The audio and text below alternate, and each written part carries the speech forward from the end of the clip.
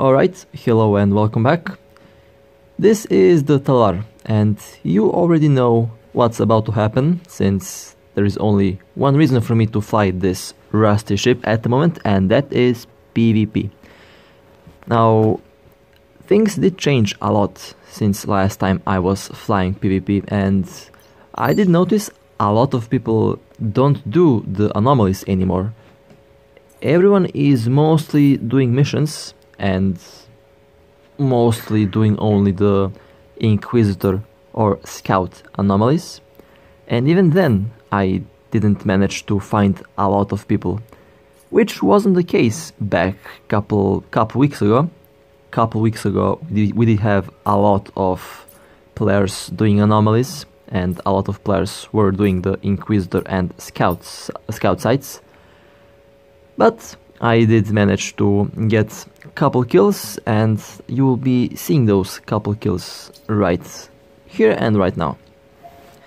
Now, as a surprise, I did fly the Deadly Banana for PvP. I took it for a spin to see if I can catch anything with this ship. Now, this ship in the last beta was very powerful, it was very strong, and it was very overpowered. People were flying this ship, and they were very effective with it. You could easily get around 400, 500, even 1000 DPS on the ship in the last beta. Now the prototype was nerfed, and it is around the same power level as a tier 4 destroyer, or should I say as a tier 4 trainer destroyer, which is nice, but it means the other destroyers are going to be a little bit more powerful than this ship. Now, I do have one web, one disruptor, 2 of these particle accelerators, and 3 main weapons, and of course 1 MVD. And as you can see here, I am going from anomaly to anomaly, and I didn't find much. I didn't find a lot of people, to be honest, which was very weird, and I didn't expect something like this. Now you might ask, and you might tell me, go to low sec, or should I say go to null sec. I did actually go there, and it was around the same situation. Initially I also did plan to take my Caracal Navy for a spin for PvP, and I did, and I didn't find any target anywhere. I was in null sec, and no targets there, like no targets available. No one was doing any anomalies, which was very weird. But I guess things changed, and the vast majority of people at the moment are doing missions, because doing missions is a lot safer, and of course it is a faster way to earn ISK in the game. Now I did find this Caracal here, and you're about to see what I will do. I'm thinking if I should engage this Caracal, but I don't want to risk it just yet. I am too far away, and if that Caracal has the normal missile launchers, I will be toasted. And after all, the Caracal is a tier 5, even the trainer. The Caracals currently are the most flown ships in the game, and the trainer Caracal is indeed very powerful. And the missiles are also very dangerous, so I decided not to engage that ship at the moment, because if I were to engage that ship I would lose, most likely. But I did find this ship over here, and that ship is around the same tier as this ship, and I'm very confident that I can destroy that Dragon Trainer. Now I'll be back to that Caracal, don't worry, I'll be back to that Caracal in a different scenario. If I did have my Talwar, I would have engaged the Caracal, but I was in this prototype, and I just didn't want to risk losing it. Now, the main weapons do quite a bit of damage. Of course, the damage used to be a lot better. Even with good skills, I still don't see this weapon do a lot of damage. That was kind of weird. But I guess this was the first kill of the day, a Dragon Trainer. I know it isn't a valuable kill, but as they say, a kill is a kill. And this is the first kill that I did make with the deadly banana. And also the first kill that I did make between at least a 1 or 2 hour search for a target, because most anomalies are empty, which is surprising, and I honestly did not expect to see something like that. Okay, well, let's let the search move on. And again, this is a Caracal trainer, and this time I will engage this Caracal.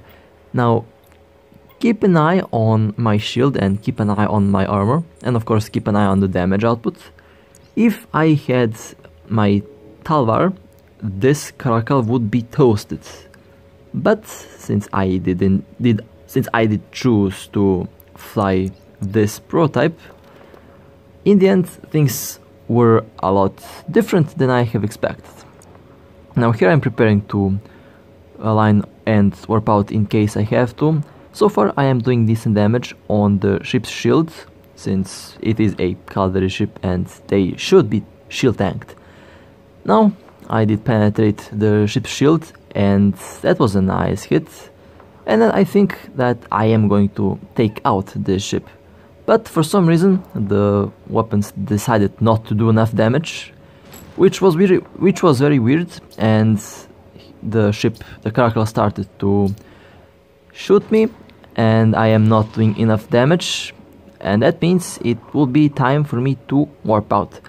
Now I did think if I should stay, and if I stayed I think that I could have destroyed the ship, but I didn't want to risk anything, and I warped out. However, if I had my Talwar here, this ship would be, the Caracal would be destroyed, because the Talwar does use missiles. The Talwar does have a longer range, and the Talwar does have better speed than this ship. Now speaking of the Talwar, I did go back and I did take my Talwar for a spin now. And I did actually go back to the original location of that Caracal, but the Caracal just was not there. The Caracal warped out, which was okay. That was the smart thing to do. In that case, it is the best to warp out. But if I did have my Talwar in that scenario, I think that I would have destroyed that Caracal, because again I do around 1.5k damage with a single salvo with this ship.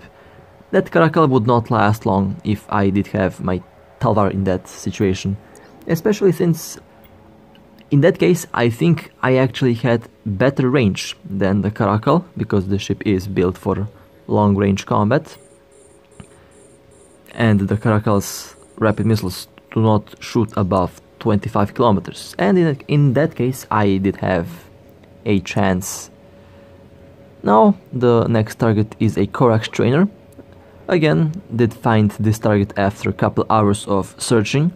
That includes searching from nullsec and lowsec, and this is the only target that I did find, again between a 1 or 2 hour search, which is kind of surprising for me. I did not expect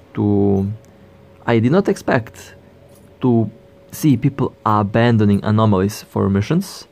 I think the developers need to increase the rewards for the anomalies if they want to make people do them again, because in a low sec system where there is, for example, 60 players inside of the local, only 1 or 2 are actually doing anomalies, and the other 58 are either in station or they are doing missions, which is kinda sad. I did enjoy, and I still do enjoy PvP in this game, but sadly finding players in anomalies became a very hard thing to do.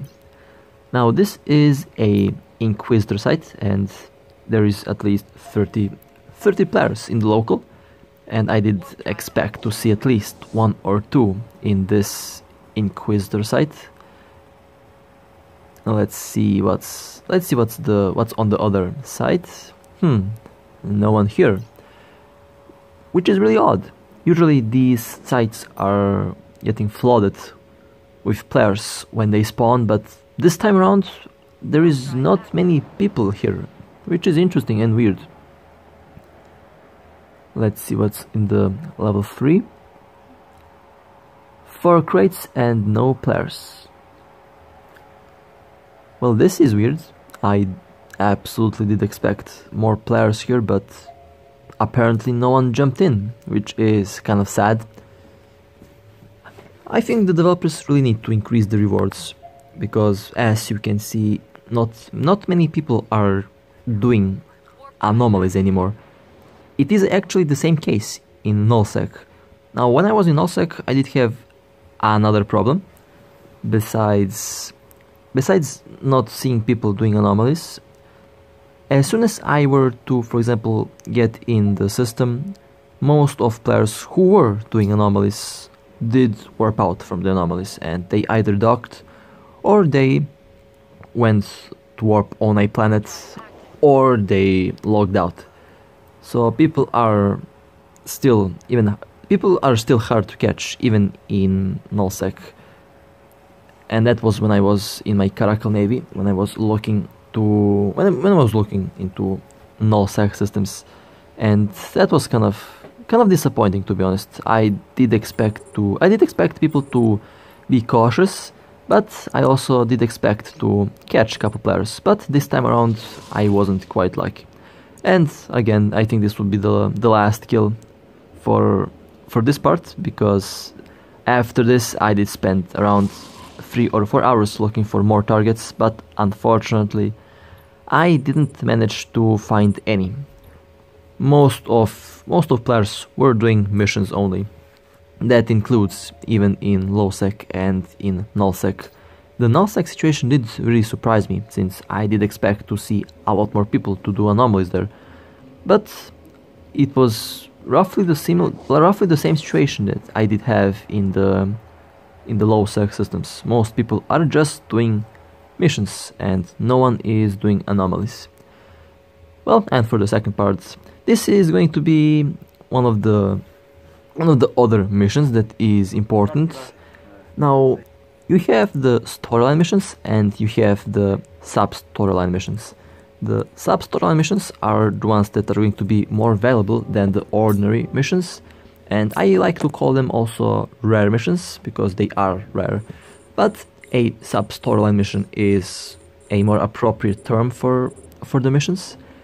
And in these missions you usually will find 1 or 2, or in some cases even more elite ships, and you can get faction equipment over here. Now they also can be different from the other advanced missions, because here you are going to face potentially more waves and potentially more difficult ships to fight. Now in this case I do fight tier 7 battlecruisers, in this case Caldari battlecruisers. These missions can be also very fun to do. Gear wise, you can expect decent loot here, especially from the elite ships. In some cases they can give you a warp disruptor or a webbifer or other important and valuable items. And usually these ships should be your primary target, because they can be very quick and they can be very dangerous. So they should be focused as soon as possible. Now, in this case, in this mission, you will face one of these elite ships. It will be a elite frigate. That elite frigate can use a disruptor and a webbifer, and it is indeed very fast.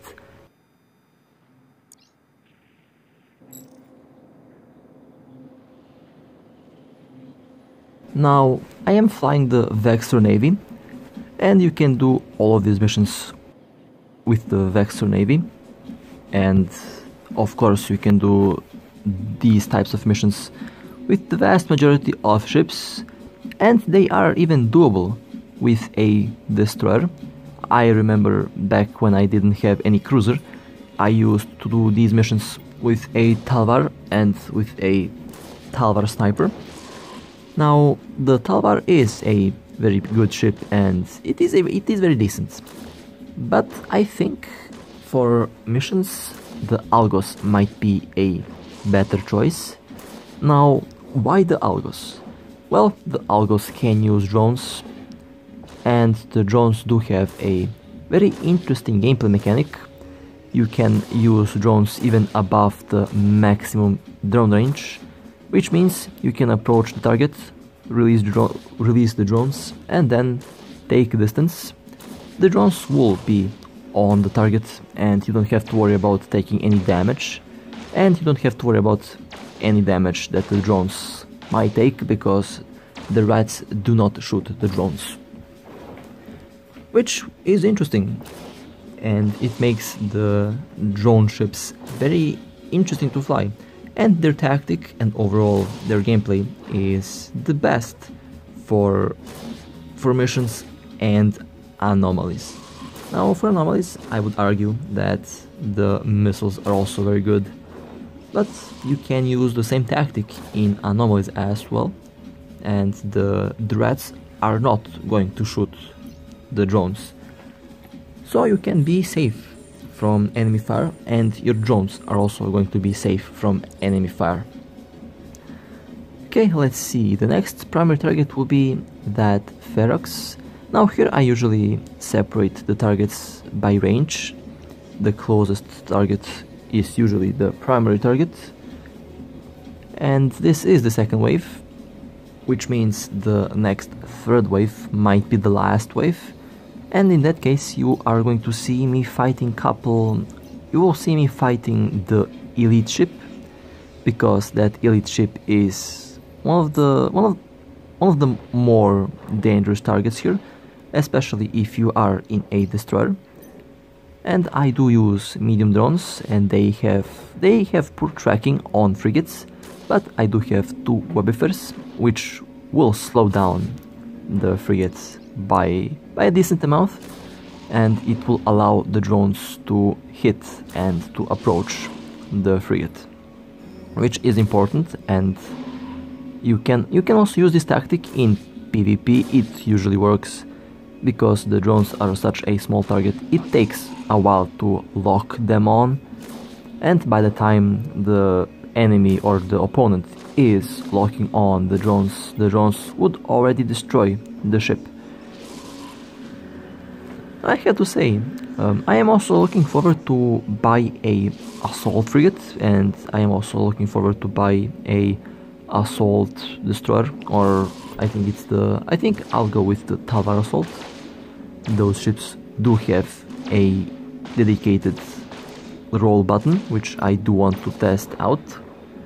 Now, it is a similar mode that the other special ships have.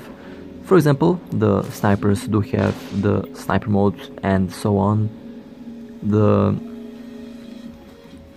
assault ships also have a very interesting mode that I do want to try out. Hopefully it will give a lot of resistance and overall speed. Those ships do need speed and do need resistance because they are designed for close range combat. Okay, this cruiser is slowly losing its shield. There now I am shooting its armor. Okay, let's see what the drones are doing. The drones are still orbiting, which is good. The drones are also doing decent damage to that Ferox. I have to say, so far I am very satisfied with the Daxor. Okay, the last ship that's left in the second wave is this Moa Guardian. I can't wait to actually try out one of the Guardian ships. I think they will be very interesting to fly, and I'm quite curious to see how much resistance I can get out of these ships. So far I did manage to get around 90% resistance on the battlecruiser, and speaking of battlecruisers, I will be attempting to get a Myrmidon very soon, or a Ferox, A Myrmidon or a Ferox are going to be the next ships that I'm going to fly. Now this is the elite frigate that will be my primary target now, and as you will see, that frigate is indeed very fast. It will approach my ship very quickly, and there we go. It did. They use MVDs, and they are already within the range of my drones. Now they're within the range of my weapons, and soon they're going to be within range of my Webifers. Okay, and well, that elite ship is going down. It doesn't stand a chance against these drones and these Webifers. Couple more hits and it should be destroyed.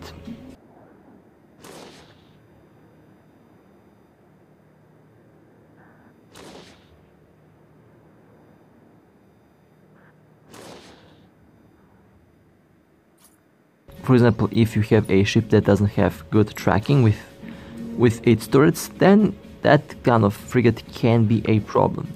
But if you use drones or missiles, then you don't have to worry about anything. And I did get, I think, decent loot. Well, it is time to shoot down the rest of the ships, and after that the mission should be done. I have to say, very efficient and very smooth to fly the Vexor Navy. It is a decent ship. Now, of course, you can do this mission with any tier 5 or any tier 6 ship. Even if you want, you can use the tier 7s. I know this mission does have a tier 7 requirement, but you can do them safely in a tier 5 ship as well. Of course, if you keep distance from those ships. If you get too close to them, then they might overpower your tank, because most tier 5 ships don't have a decent tank, or they're not built to have a decent tank. If you, however, decide to do this mission in close range, then I would recommend to use a Thorax or a Maller. Those two ships are actually very good at close range combat. They can be very tanky, which is also very important. As for tier 5 ships, Stabber is excellent for the job. I did make a shield tank Stabber. It works perfectly fine. It works perfectly fine if you approach the targets and orbit at close range. And of course, the other tier 5 ships, the Vexor can be used the same way as the Vexor Navy, with just a little bit of a short range.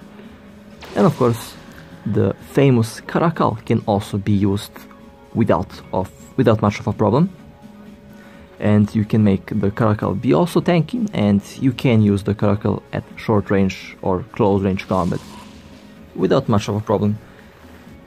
The Caracals are going to be more efficient than the Stabbers though, because they do have missiles. Missiles are better at the moment than autocannons. So you can keep that in mind, and in the end choose the ship that suits your purpose the best. In my case, that ship is of course a Caracal Navy or a Vexor Navy, or of course the Talwar for PvP, and very soon the other tactical destroyers, and of course the other tactical frigates, or should I say the assault frigates. They are going to be interesting to fly. Okay, 2 targets are left to be shot down.